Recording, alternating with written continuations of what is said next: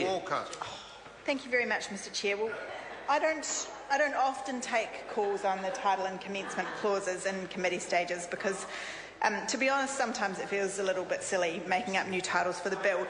But I did want to take a call tonight on the Housing Accords and Special Housing Areas Bill and propose 4 alternative titles.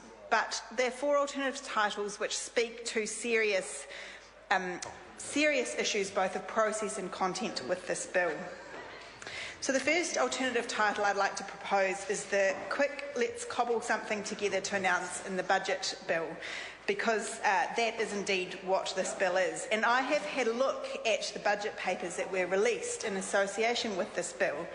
And what is very clear from those is that this is not a bill which has been a long time in production and policy development and consideration, in consultation with departments and related government agencies, or in consultation with affected local authorities. In fact, it was cobbled together very quickly so that the Minister could make housing, or so that the Minister of Finance could make housing a centrepiece of Budget 2013.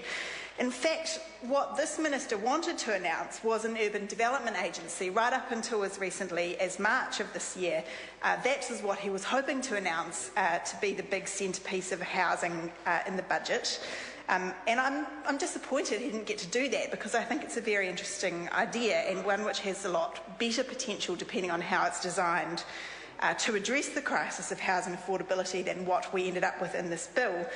But evidently he wasn't able to get that over the line, and so something very quickly was drawn up instead, and that was this bill that we're debating in the House tonight, and that's the Housing Accords and Special Housing Areas Bill. But it could equally have been called the Let's Cobble Together Something to announce in the budget bill, and that poor process followed it for the development of this bill has followed through with other stages of the bill. We've heard speakers on other parts of the bill talk about the very limited time that was allocated for submitters to make their views known on the bill, the very limited notification of affected territorial authorities and potential stakeholders about the opportunity to make those submissions. Many of the submitters who came before us in the Select Committee spoke of their concern about the process, that it was a very substantive bill making very substantive changes that had a big effect on them, that they did not have a lot of time to progress. And indeed in the committee was very pressured for officials, for members of the committee and for Parliamentary Council Office to draft and make the changes to the bill that were required in the time that was allocated for the committee to consider it. And that again is a reflection of the rushed way in which the bill was put together.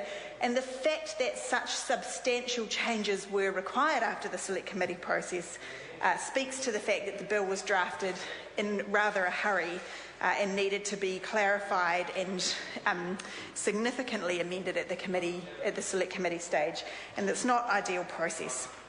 The second title I'd like to suggest for the bill is the Housing Accords and Urban Sprawl Areas Bill, because as my colleague Eugenie Sage set out in her contribution a few moments ago in part 2, that's in fact what the special housing areas are likely to create, particularly because there's no requirement that they include a particular percentage of affordable housing, and that's what we've largely been debating in the House tonight.